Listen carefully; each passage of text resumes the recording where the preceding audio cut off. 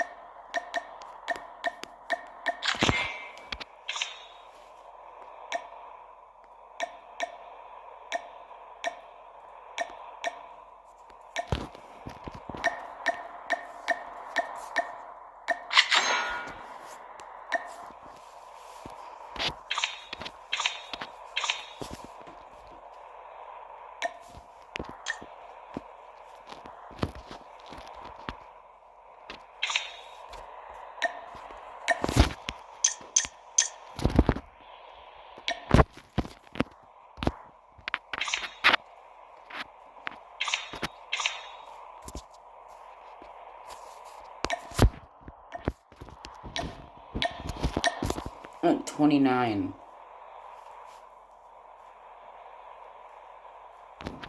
Hold on.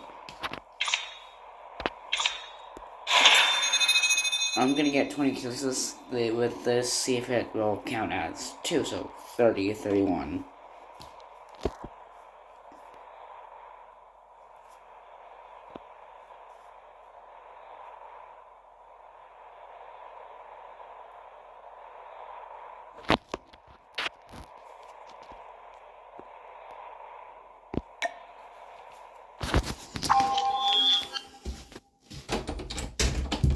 I'm not gonna get 20 kills. What's our next game?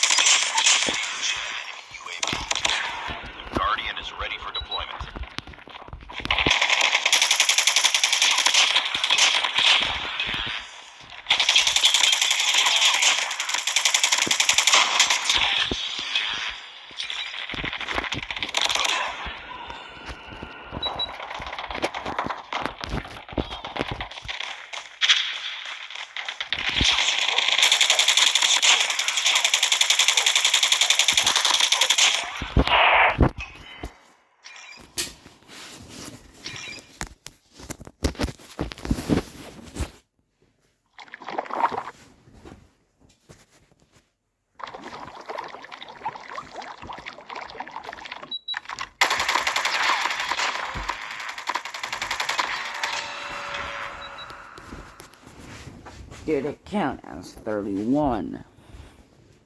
Or...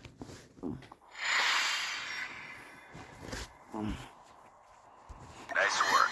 Well done.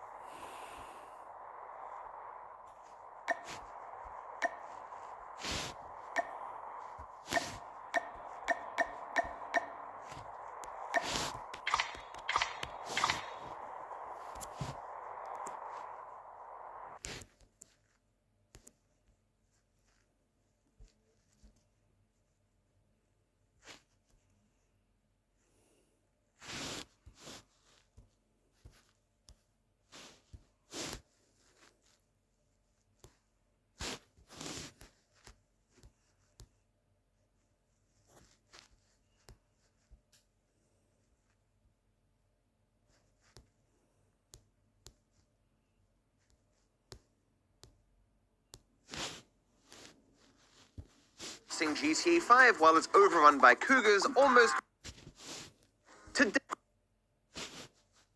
Crossing GTA 5 while it's over. Today I'm going to be crossing the entirety of Los Santos, except it has now been overrun by cougars, but not just regular cougars.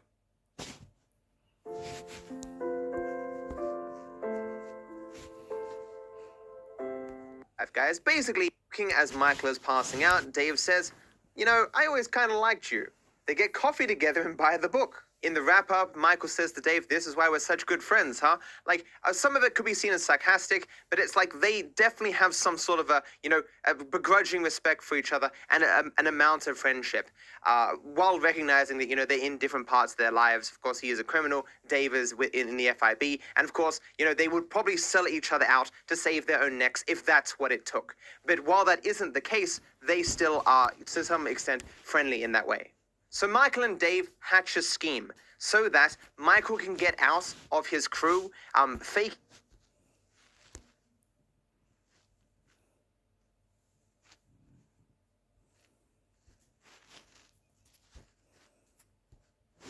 These are the most expensive foods in the world. We're going to be reacting to hundreds of thousands of dollars worth of food instead of eating them this time. It's very expensive. Let's start off with a $1 hot dog. You're walking down the streets of New York, you see a hot dog stand, you buy it. It's $1. Everybody's had it. The Travis Scott meal, $6. Yes. Conveniently ate by one of the fastest eaters in the world. Now, this is a $9 meal from the fanciest McDonald's in the world. I love that. Please, can every McDonald's just become fancy McDonald's? This is a $25 golden cupcake. Does it taste better than a $6 cupcake from Walmart? Probably not. This is a $30 sandwich. I've had more expensive sandwich than $30, but it was bigger. This is a YouTuber named What's Inside. He visited a robot restaurant. I bet it's in Japan. Yeah, it's in Japan. That's pretty cool, though. Why have we not gone to Japan yet? Yeah, we need to go to Japan right now. We didn't even see the meal. There was no food. It's $100. All right, I can see why this is $100. He cooks the food in front of you. It kind of looks just like normal hibachi. That's by far the coolest fried rice I've ever seen.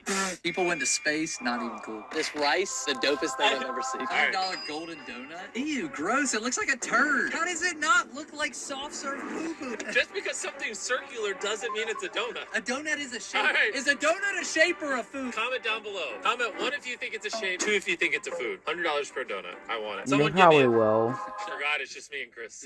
Ooh, 169. Funny number. I assume that's not mayonnaise. If it's cheese, you got me. I'm in. If Fuck it's mayonnaise, you. I'm so far away. I Fuck think I'm in a you. different country. Mayonnaise is gross. Would you eat this? No. $214 grilled cheese. Didn't we eat this grilled cheese? Yeah, we did. We ate gold-plated grilled cheese. Well, the great part was the dipping sauce. Yeah, that's it. That stuff was good. It's really not a... Oh, well, there they are. It's like it was reading my mind. Oh my gosh, it was so good.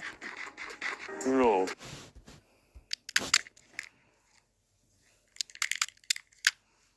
ASMR, ASMR. Halloween 2, released in 1981. This was meant to be the end of Michael Myers, as written by John Carpenter and Deborah Hill, and for 7 years it was, since Halloween 4 didn't come out until 1988, and Halloween 3 was, well, you know, the mask one. I'd say most horror fans consider this a solid sequel, which is a rarity in this series. It helps that director Rick Rosenthal and returning DP Dean Cundey maintained the original film's effective visual style, even as the audience got to see much more of Michael Myers, now played by stunt performer and coordinator Dick Warlock. Different actor, but at least it's the same mask. You're gonna miss that mask later on, trust me. Halloween 2 picks up mere seconds after the original's ending, and takes place mostly in the hospital that Laurie Strode is taken to. My biggest issue with this movie is that Laurie is mostly bedbound, about as lifeless as the wig Jamie Lee Curtis is wearing since she had cut her hair short. But at least Sam Loomis is still around, even if he is already descending into crazy loose cannon territory. Gorehounds will be pleased though, since this movie replaces the original's quiet atmospheric murders with much more graphic kills. Let's see how many there are and get to them. The movie begins with Mr. Sandman performed by the Chordettes, beginning the franchise's weird fascination with that song. Wouldn't that song be more appropriate for like Freddy Krueger? We actually watched the last couple of minutes of the original play out again, although new footage changes it so Loomis shoots Michael 7 times, and has the killer falling off the front yard balcony instead of the back. Either way, same as before, that boy be gone. Loomis loses his shit, and we get to hear the re-synthesized theme after he yells at one of the neighbors. I've been trick-or-treated to death tonight. You don't know what death is. After the opening credits, we get another first-person shot, and although it's kind of copying the original, it works because Rosenthal was trying real hard to make Halloween 2 feel like the second part to one complete movie alongside the original. Plus, we get Dr. Loomis loosening a few bolts already. I shot him 6 times. I shot him 6 times. I shot him in the heart. I shot him 6 times. Well, in that new clip it was 7, but if you insist, we can call it 6. First-person Michael walks through a clothesline and peeps in on an old couple, who, of frickin' course, are watching Night of the Living Dead. Get that public domain. While they're enthralled by Judith O'Day, Michael steals a kitchen knife, then overhears a breaking news broadcast talking about his deeds. Better skedaddle, my dude. He skedaddles his ass next door, where teen girl Alice Martin is basically marinated. She's such dead meat. Better fire up that grill fast, because after she sees her front door is open and dumbly approaches it without using any peripheral vision, Michael jumps up and kills her with a stab to the chest, already giving us more explicit blood than we saw in the original. Back at the Doyle house, Laurie Strode is wheeled outside on a stretcher and put in an ambulance by paramedics Jimmy and Bud. They take her to Haddonfield Memorial Hospital, where the other patient of the night is a kid with a razor blade in his mouth. Oh, that is nasty, yo. I guess this came out around the time the US was getting real concerned about shit like that, even though there's never been an actual recorded case of it. Laurie is greeted by a skeleton crew at the hospital, led by the drunk Dr. Mixter. Janet, get me some more coffee. Despite Laurie's protests, they put her to sleep with a nice needle full of drugs. Dr. Loomis and Sheriff Brackett drive around looking for Michael, and when Loomis thinks that he sees him down the sidewalk, they pull over so the good doctor can recklessly wave his gun at this poor trick-or-treater. And then this happens. Yeah, man, what the fuck? And you know what the best part is? Turns out that dude was Ben Tramer, the guy Laurie said she liked and who Annie had set up a date with. Too bad you missed out, Laurie. I bet it would have been one hot date. Oh man, that killer's crazy. Loomis is totally partially responsible for that shit. Deputy Gary Hunt shows up to tell Sheriff Brackett that Annie was found among the victims, so they all head over to the Wallace house where a bunch of news reporters are, including one who's instructing a silent Dana Carvey, who's dressed like he's auditioning for a part in Strange Brew. Sheriff Brackett verifies it's his daughter's body in a shot where at least Nancy Loomis got a day rate, and then Brackett decides to leave the movie entirely and pass the police role over to Deputy Hunt. Before he leaves, though, he blames Dr. Loomis while borrowing some of Donald Pleasance's acting style. You let him out. Meanwhile, Michael Myers is just walking around town, bumping into boombox blasting cowboys. Fun fact, that little cow dude is played by Lance Warlock, Dick Warlock's son. On the radio, Michael overhears that Laurie was taken to Haddonfield Memorial, so that's where he's headed. He gets there in no time and is able to just walk across the grounds to enter the building because the lazy security guard Mr. Garrett isn't watching the monitors. Paramedic slash baby deer boy Jimmy pops in to check on Laurie because he's nursing a little crush, but he gets shooed out of the room by head nurse Mrs. Alves. Jimmy's stoner Bud smokes a bud and tells him to never get involved with any patients, but Jimmy still sneaks back into Laurie's room later and mentions that it was Michael Myers who attacked her. In the Myers house? That little kid who killed his sister? Oh yeah, Lori had no idea that it was local legend Michael frickin' Myers attacking her in the first movie. You never really think about that. But if you think that's a crazy revelation, Lori, just wait till the end of this movie. It looks like the phone line is down, so Mr. Garrett is called upon to fix it. He leaves a walkie-talkie with young nurse Janet, but fails to tell her how to use it. So, you know what? It's about to be his own damn fault when he gets killed. His inevitable demise happens after a lengthy investigation of the storeroom, when he closes a door to find Michael waiting for him with a hammer claw to the head. Very reminiscent of the sheriff's death in Friday Part 2, which came out the same year, 81. Big year for hammer claws. As the stoner stud Bud seduces another nurse, Karen, Lori lies in bed and has flashback dreams of a real frank family conversation. I told you, I'm not your mother. She also has memories of a little boy sitting at a window who, you know, is obviously Michael Myers. It's all just setting us up for that reveal at the end of this movie that won't even be canon anymore in the new one coming out. Bud and Karen end up making out in a physical therapy hot tub when the scene gets a little hotter thanks to Michael Myers tampering with the temperature valve. Bud gets out to make things more congenial to his sperm count, and unseen by Karen as she towels herself off, is killed by Michael Myers strangling him in the background in a silent death. I guess he's getting choked with the length of some cord or something. It doesn't really matter. He did. Karen is obviously the next one to go, and it's probably the film's most memorable death, which we'll get to as soon as Karen stops caressing Michael's hand and putting his fingers in her mouth. Ah, gross, Karen. That has to taste like grease and copper. After Michael is like, hey, could you not? He grabs her and kills her by repeatedly dunking her head in the tub water as the temperature continues to climb. It's a real gnarly death, performed expertly by Dick Warlock and actress Pamela Shoop, and the effects are real gross, with her face skin coming off like dried Elmer's glue. When she's finally drowned and or scalded to death, Michael unceremoniously drops her body to the floor. Also fun is the way Karen portended her own death in an earlier scene, complaining about lame party activities. And bobbing for apples, actually bobbing in water, no less. The townspeople of Haddonfield are rioting at the Myers house, which Loomis explains away using ever more crazy language and tenor. The tribe, one of their number was butchered. This is the wake. Yeah. Hey deputy, maybe take the gun away from the dude who sounds like he's on ayahuasca. The cops then head to an elementary school that was broken into and find some symbolism stabbed into a desk, as well as a word written on the chalkboard that they all mispronounce. Samhain, the festival of Samhain. For the record, it's pronounced Samhain, I guess. We get another returning character from the original when Nurse Marion Chambers shows up to talk to Dr. Loomis. Oh, I didn't recognize you. Dude, she opened the first movie with you and got her car stolen. Come on, how could you forget this chimney of a woman? She tells Loomis that the governor has ordered him back to Smith's Grove, cause I guess by now even Springfield knows how crazy he's become. A federal marshal escorts the doctor and nurse out of Haddonfield, with Loomis muttering about evil and shit, until Marion shuts him up by saying that they found a secret file on Michael Myers with some juicy backstory in it. That girl, that Strode girl, that's Michael Myers' sister. That's right, this is the reveal that Laurie Strode was Michael's baby sister, and that after her and Mikey's parents died, she was adopted by the Strodes. Loomis yells at the marshal that Michael must be on a mission to kill his little sis now, and pulls a gun out on the officer as he orders him back to Haddonfield. What does you fellas usually do? Fire a warning shot, right? Oh man, Loomis, you were getting so fucking arrested after. Welcome to Fontaine, the first region in Genshin Impact where you can actually dive underwater.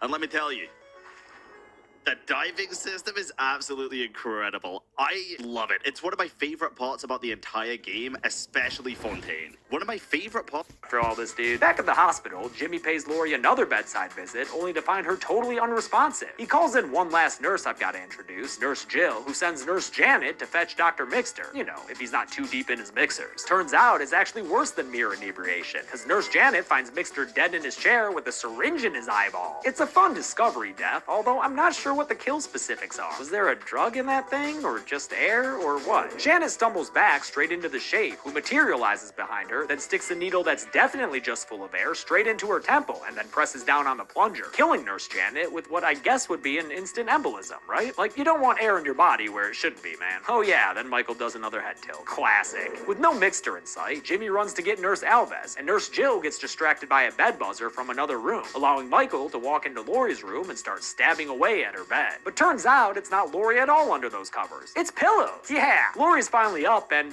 kinda walking around. Sadly not for long though, since she finds a room to hunker down in and just passes out again. Damn it! Jimmy comes across head nurse Alves lying dead in an operating room, and things get kinda giallo as we see that her blood has been drained out all over the floor. After Jimmy realizes what's going on, he turns around to leave, only to slip and land on his back in the middle of this blood puddle.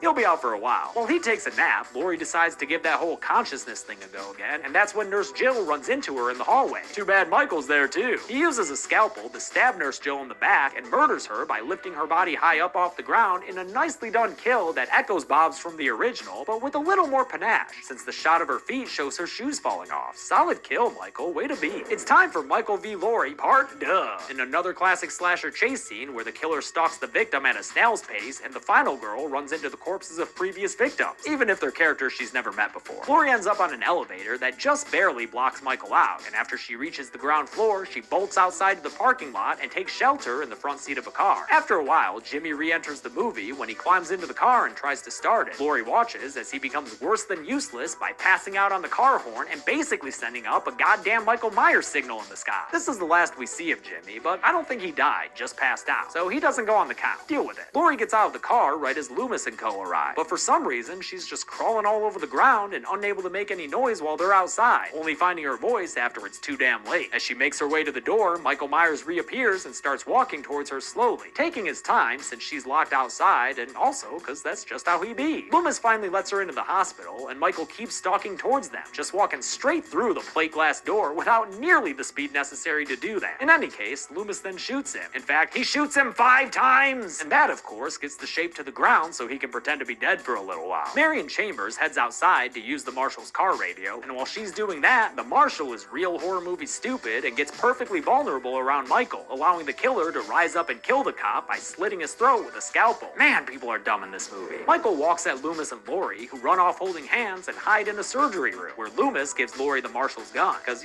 not like he's using it. Michael appears and just smashes straight through the door, because I guess this hospital was built that cheap, and after Loomis's gun doesn't fire because he forgot to hit R, Michael stabs him right in the gut with a scalpel. The wounded crazy doctor falls to the floor, leaving Laurie vulnerable to Michael's advances, but luckily she has that other gun and uses it to shoot Michael in the head, actually twice for good measure. Great shots, Laurie, and great shot Rick Rosenthal, of all that blood running out through the eye holes in Michael's mask. Man, I love those blood tears. Blinded, Michael starts swiping wildly at where he knows Laurie to be, but Loomis gets back up and opens the valves on a tank of gas. Michael follows the noise over to him, and Laurie takes the cue to start opening other tanks in the room. There's a lot of great sound design as Michael continues swiping away, and the hissing of gas grows louder as Loomis gets crazy with it. When the room is good and filled, Loomis orders Laurie to run out and tells Michael to say his prayers. It is time, Michael. With that, we get a giant hospital explosion that fills the hallway with fire. From the flames exits Michael Myers, trying one last time to keep on keeping on. In a fire stunt that was so hot, Dick Warlock got burns on his arms from the zippers on his flame suit. Thankfully, they don't put metal zippers on flame suits anymore. The heat proves to be too much for Michael, and he collapses to the ground. And although this was originally the death of both Michael and Loomis, that was retconned in Halloween 4, so nope, they don't go on the kill count. The movie ends the next morning, with just a bit more of Sheriff Brackett and Dana Carvey as Laurie is wheeled out to an ambulance. Michael Myers continues to burn as Mr. Sandman plays once more. Statistically, you are most likely to die in a hospital. How many people was that true for in Halloween 2? Let's find out and get to the numbers. The only one who has seen people play this game, and they're just always terrible at it. So I'm gonna download it for myself and see if it's as hard as they make it look. Whoa, okay, I might have spoke too soon. Guys, this is really hard. No wonder I always see people failing at this. This game is called Going Balls. It's interesting because this is like an actual scenario that happened to me. I was in West Virginia, and near our Airbnb in the middle of bumfuck nowhere, there was a abandoned meth shed, and we didn't go near it. My buddy tried to. We got out of the car because we were lost. We were just looking for paths, and we got out for a second to piss, and there was like this little fucking abandoned shed. We did not go in there, despite being crazy white people, but it was tempting. I will say that it was tempting because you never know what you could find in there. Maybe you find a box of treasure. Maybe you find some. Yeah, you might. Oh, you never know. Cocaine. Some homeless motherfucker. Something. I guess what it boils down to is the risk worth of the reward. Now, what if you were outside and you were on Murder Mountain? Okay, this mountain is famous for hikers going missing and ending up scattered body parts throughout the mountain. Okay. You're hiking through this for some reason because you're white. You see the cabin, and you hear a fucking woman scream in the cabin. Okay. You and your 5 buddies are there. Okay. You got some numbers. All right. Do you investigate? If I have a gun, yeah, automatically. No gun. No gun. You lost it whitewater rafting. Okay. God, that's also such a white people thing. No. You know what? No. If I don't have, if I'm not strapped, no. Poor woman die. Yeah, well, you know what? She fucking wound up there just like we would have. You know what I mean? Yeah, that's fair, because you survival guys of the would have fittest. put on meat hooks. Yeah. He would have took you out one by one. I'm not trying to get leather-faced. Exactly. That's exactly what was gonna happen. And even if one of us goes down, it's not worth it. You know what I mean? Yeah, that's fair. That's fair. Because, yeah, I just think that's unfair of her to expect in the middle of 'cause fucking there's nowhere. like a 7'8" inbred motherfucker in there waiting for you. Just like Leroy from Barry just waiting in there. Yeah, he's gonna get you. Yeah, I just feel like at that point, if you're the person who's in that scenario where you are trapped in the middle of absolutely nowhere and She someone's got about to taken kill you. from her home. Somebody broke in, drugged her, and took her there. So it wasn't Okay. her fault. Okay. Well, and, I mean, and he wrote you a note that explained. yeah, he just blew up his own spot. He's like, yo, here's my address. Here's the crime I committed. I do feel like, though, if you're in that scenario, it's hard for you to expect someone to come save you, as grim as that sounds. Because you're just in a position where, even though it'd be nice to have saving, you just can't expect. Okay, here's fucking another scenario. stranger. You and your 5 buddies on Murder Mountain. One of your buddies goes missing. You hear his scream from the cabin.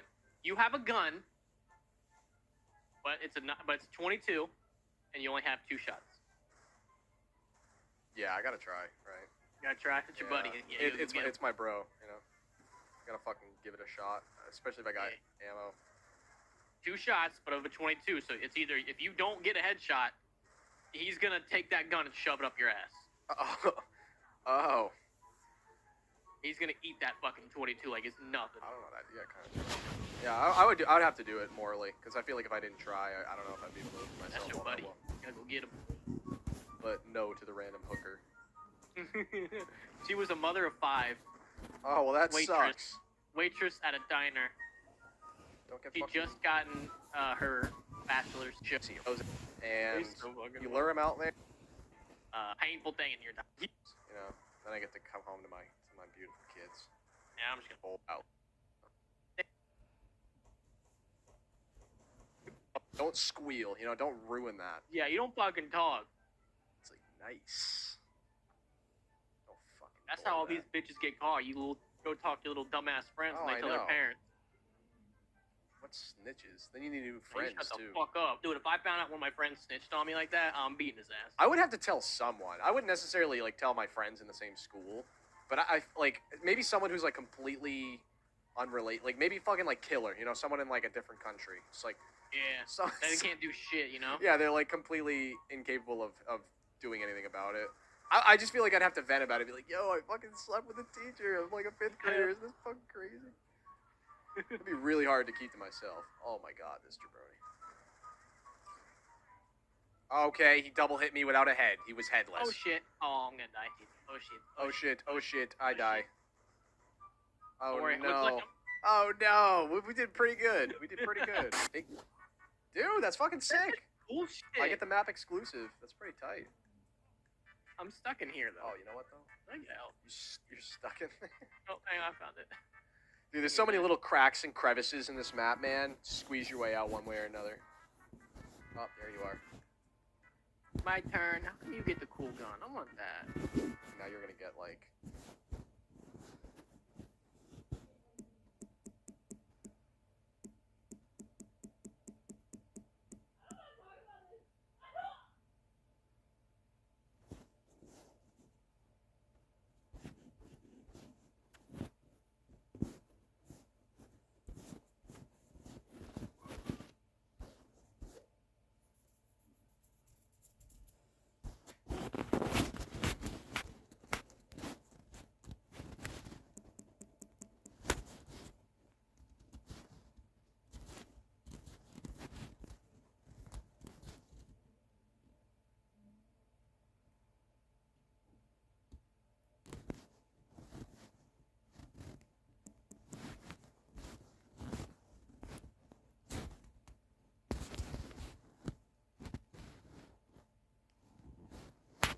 The TD Aeroplan Visa Infinite Card.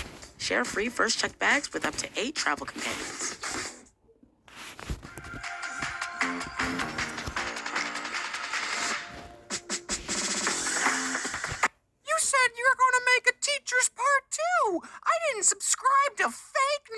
I know. Don't worry, I'll do that next video. But right now we're doing this. So my friend Your Movie Sucks, great channel, over 500,000 subs, asked me and a bunch of other YouTubers if we could talk about a movie that scared us as a kid. Now, growing up, I wasn't allowed to watch scary movies. I remember one time my parents were watching a movie downstairs, and I went down to see what all the noises were about, and my mom said, "Oh no, honey, you can't watch this, it's too scary." And then years later, I learned that the movie they were watching was Jurassic Park. I think I could have handled it, Mom. I don't know if you could tell by the length of this video, but it's going to be pretty different than the videos that I usually post. But I think it's good to try out new things, and hopefully we'll all have a fun time listening to me. Gentlemen, this is Black Ops Cold War. Now, CIA analysts believe this game to be the single greatest threat to the free world. Mr. Hudson, we're in the middle of a global pandemic here. Activision changed developers halfway through. Personally, I think they're going to wait another year rather than release this broken. Allow me to introduce the man best suited to respond to that, Mr. Russell Achtler. He's been playing and reviewing Call of Duty games for the last few years. Well, Mr. Achtler, why do you believe Activision simply won't delay this game? Well, they might. Yeah, but then they wouldn't get their precious money.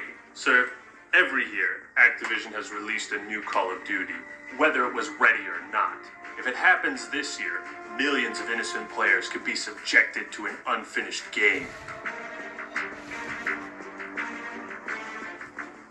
Mr. President, I am Ronald Reagan, 40th President of the United States. Mr. Achtler, what should be done about Black Ops Cold War? Well, sir, I think we should just hire the original voice actors to reprise these roles. I think we should take a big fat f***ing shit all over their f***ing and I'm just gonna sit here looking cool. Well, then that about settles it. If Activision is intent on releasing this game, then the true nature of it must be revealed. While few people will know of your struggles, rest assured that the gaming community will enjoy a quality review of Black Ops Cold War. This game sucks. Well, maybe not that bad, but it's kind of a huge mess right now. But don't worry, I've got a mop. Let's get one thing out of the way. Sledgehammer and Raven Software originally were the lead devs for this year's COD. But after, quote, major upheaval, Activision brought Treyarch in to take point. This has shaken up things quite a bit, as every COD since BO2 has been made under a 3-year cycle. Now, instead of breaking tradition, maybe doing the smart thing and delaying it for a couple months, Hello there. Activision pushed this out clearly before it was ready. And the result is, well, you'll see. But at least this serves as an explanation for why Cold War feels unfinished. Now, despite what you may think of the title, let me emphasize, Cold War isn't a bad game. It's plagued by bad problems. Being made in 2 years during a global pandemic, nobody would have cried if this came out next year. With the pressure now on Treyarch, they decided this year Call of Duty would be set during the Cold War. And you know what that means. It's back to Black Operations. Aw yeah. Coming off Treyarch's last game, BO4 had a whole mess of problems. From being a buggy disaster at launch, uninspired maps, a controversial zombies mode, and worst of all, no campaign at all. But how does Cold War improve on these aspects, if at all? What we needed at this point was a soft reboot. Yeah, just like that. Bring back fan-favorite characters, revive the Black Ops storyline, and continue the great trends that were set in Modern Warfare. Seems like a recipe for success. If only they didn't use a few rotten ingredients. How has multiplayer and zombies evolved? Where does Treyarch take the story? And what the hell happened to this man's face? Well, let's track down Perseus, collect evidence, and crash the game straight into this. After Modern Warfare blew my balls off with its awesome campaign, I was real excited to see how or if Cold War could even compete. To give a quick spoiler-free review, Cold War is damn good fun, and the story is captivating. There's a lot of twists and turns, and it does what BO3 and 4 should have done. Connect to the other stories. It's got some incredible replay value, but now we're gonna dive into the story, so spoilerinos! The campaign starts off red hot, just like the commies. Bam! Real-world footage montage, mashed together with Spirit in the Sky. If I could play this for you without getting a copyright strike, oh, I would. Ronald Reagan gives a dramatic opening speech and tells us about a Cold War disaster on the horizon. Today is January 9th, 1981.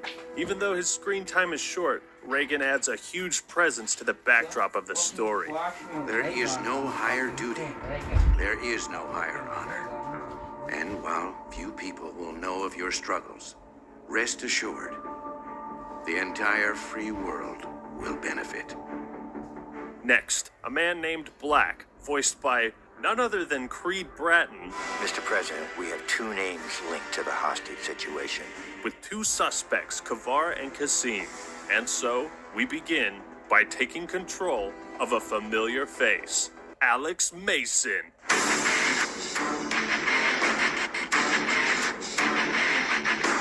Voiced by a different person. You're 7 years old, David. Stop acting like a baby. Why didn't you tell us it was an American nuke? Alongside the stunningly gorgeous Russell Adler. Are you tired of mouth breathers just like Cuervo? You've got to try Z-League. Z-League has amazing features like an LFG section that gives you access to other gamers' time zones in relation to yours. Age, online status, spoken languages, in-game stats such as KD, win percentages, matches played, time played, and so much more. Z-League also features an entire chat section to chat with gamers you've matched with, as well as 27 communities featuring top games like Fortnite, Warzone, Apex Legends, GTA 5, Valorant, and so many more. But what are you waiting for? Download Z-League now and start your dream team today.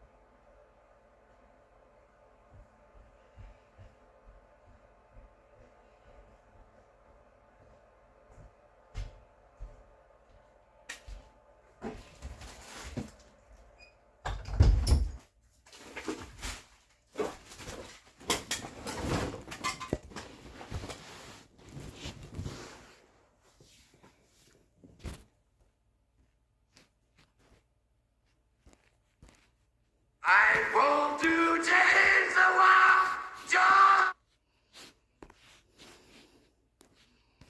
Strawberry or nut?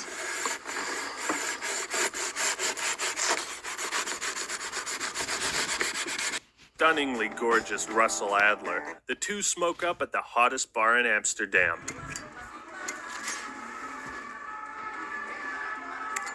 Woods, it's been a while.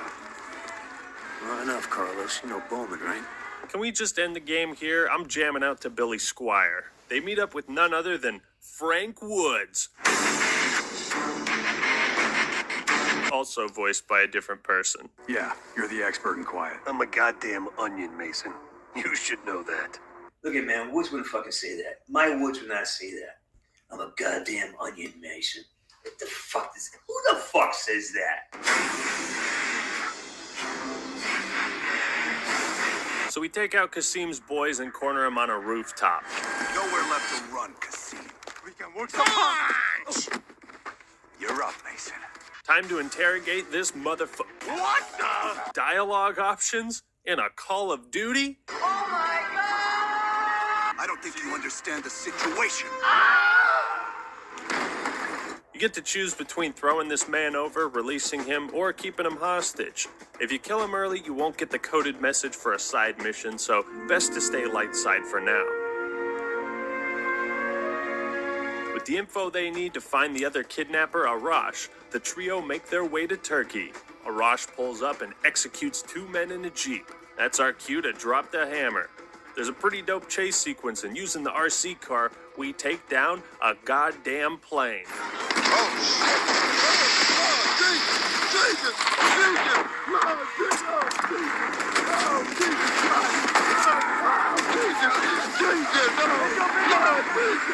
Lord Jesus, oh shit! Jesus Christ! Lord have mercy! Oh Lord Jesus! Oh Jesus! Oh shit! Oh Lord Jesus! Whoa! That was awesome! That was awesome right there! God damn! The team interrogates Arash, and I gotta say, he is sporting a true 80s haircut and stash. What'd he say? A man named Perseus has a plan in motion to burn the West to the ground? Who the fuck is Perseus? I was about to say that. We see yet another familiar face in Jason Hutt. Yeah, he's voiced by a different person. Mr. Dope Sunglasses gives us a briefing on everything they know about Perseus.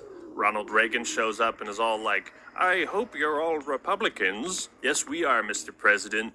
They all agree. This is a threat they can't ignore. Well, hot diggity, I'm invested already. It's so cool to see Cold War take a more historical focus on the storytelling. Because that's what I've been talking about, man. That's part of what made BO1 and World at War so amazing. They were grounded in real historical conflicts. Unfortunately, after this, the story takes a complete nosedive. And it's not the writing, it's... What in fuck's name am I looking at? I have no words. Cold War's cutscenes are actually broken. I've got 15 minutes of this garbage. Why is the screen melting? What's that gray box? Why does the sound outpace the video and then rapidly catch up at the end? Green light. Didn't tell us. What else are you hiding? Maybe I can knock the truth out of you. You might want to rethink that, Woods. What the hell am I looking at?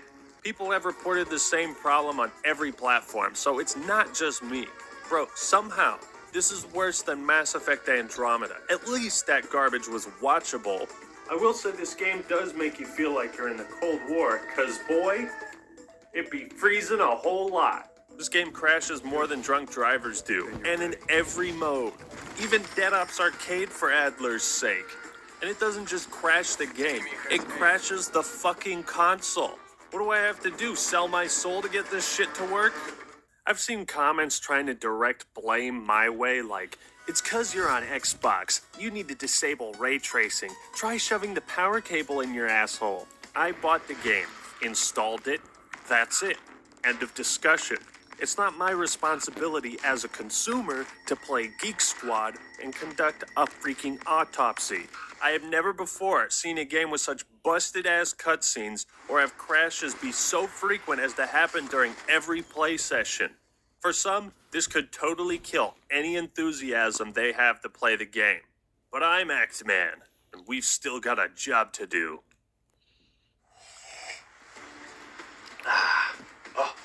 Evening, soldier. Russell Ackler here. Now, we've got some new intel. It appears that the Act-Man has actually launched his merch store, and we've tracked it to a website called madebystarstuff.com.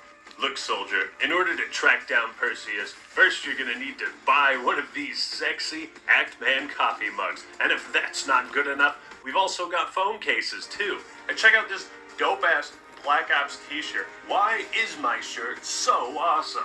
Check out the merch, guys. I'm so excited to finally launch it. Please support the channel, and you'll get some dope t-shirts while you're at it. And now back to the video.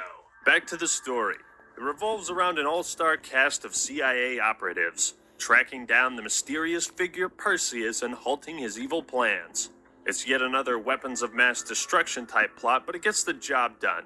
And since Perseus was, an actual Cold War rumor at the time, this game's story is legitimized. So it's time to fill out our psychological profile as Bell, the silent protagonist. We also choose bonus perks, pick a gender, and a background. You can be CIA, MI6, or ex-KGB, and each option has slightly different dialogue throughout the campaign, which is a neat touch. Now that's beautiful. Acting Bell male. Bell arrives at a safe house and meets the gang. Of course, we got Jason Hudson with his signature glasses, Alex Mason and Frank Woods, with newcomers in Lazar, Sims, Helen Park, and the stunning Russell Adler.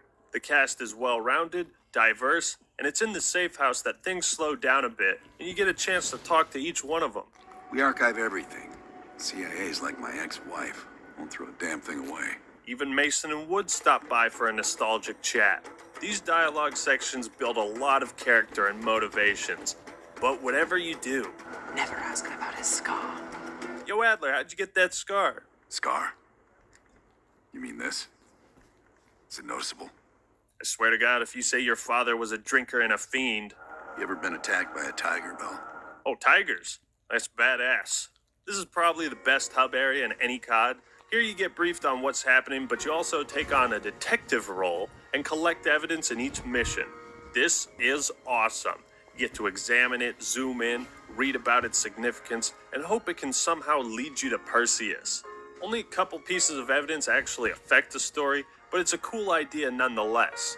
Another neat detail is as you engage in conversation with one person, the rest of the crew is off doing stuff in the background, prepping for the next mission. Things are constantly moving and it makes this place feel alive. You can check out slides on a projector, watch TV. Yo, but do they got the game on? They actually do. Cold War's campaign isn't just business as usual for Call of Duty. They went all out in making it feel like a real investigation led by professionals. The level design is fantastic, and they nailed the Cold War vibe. Everything from posters of a band on the wall to relevant news from the time period. There's so much detail scattered across the environments. Damn it! Why can't you remember? You really should take your time with Cold War. Stop and smell the roses. You won't regret it. Cold War full-on immerses you in the 80s, not just with the haircuts and mustaches, but something as simple as an electronics store with CRTVs and VCRs, or a dark room in the CIA safe house. You take photos with an old-school camera. At one point, you use a listening device hidden in a pack of cigarettes. I absolutely adore the technology in this game and how it's portrayed. Cold War proves that Call of Duty doesn't have to rely on constant shooting and over-the-top action to always keep players invested. Sometimes it's nice to slow it down, and the little things can go a long way. In order to find a lead on Perseus, we need to retrace our steps back to Vietnam, where Bell, Adler, and Sims first caught his scent. Bro, what is that throwing form? So it's back to killing the Viet Cong. Eventually we get a kick-ass helicopter section, and I gotta say Cold War nails it with the gameplay variety. We drop down, save the day, grab the nuke, some Soviet intel, and get the girl. And there's even a Black Ops 3 reference? What? No! Still with us? Hey. You still with us? Back to the safe house. 2 missions become available, but until you gather evidence and crack the codes, you won't want to do them. So it's back to the main story, where we head to East Berlin to track down a man named Volkov. It's pretty tight to have a level in East Germany.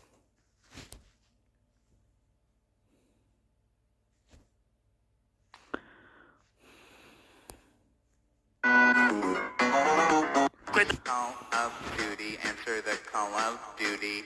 Advanced warfare. Fuck you. Great the blunt again, doing this again. Blowing them up with an acidic splint. Blow out my brains to go to afterlife. Shock the voltmeter, then I jump right back to life. Call me crazy, but I think this is fun. After all, every gangster loves shooting a gun. We bad motherfuckers just keeping it real. OG gangsters with the real deal. Blasting away at Alcatraz. Blowing heads with the blunt gas. Got his time ready to the safe of hers. Setting up traps and friendly words. Mortal mob this fight. Mob of the day. Great the blunt again, doing this again. Blow.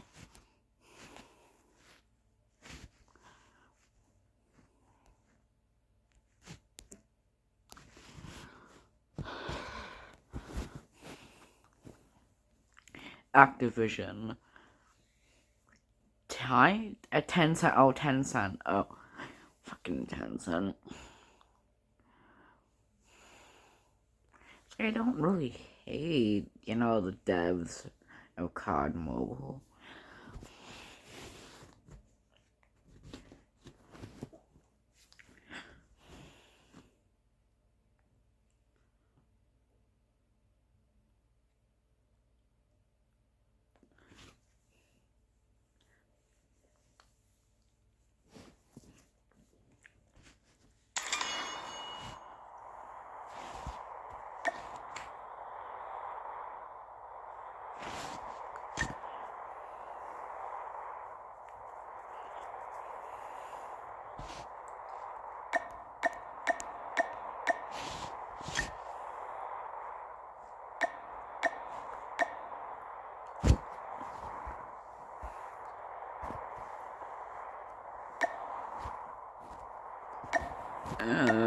I don't really like FTL.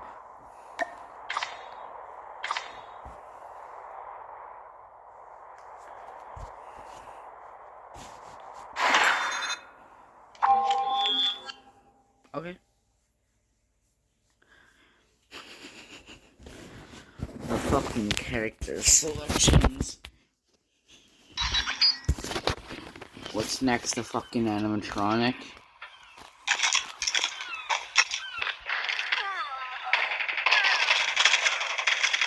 I got it so long.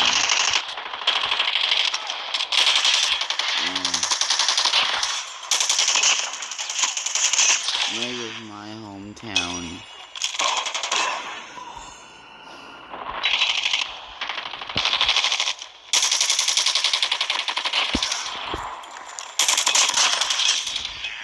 Ooh.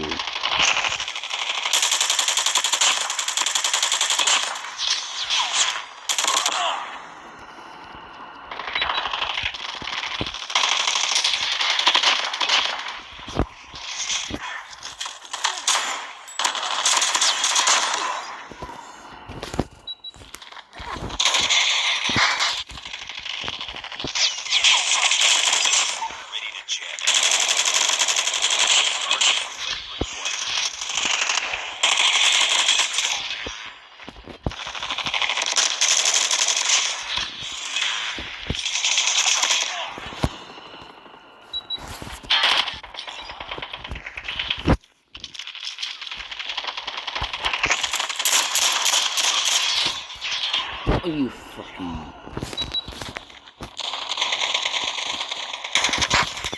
How would you like your chicken out? Cyan.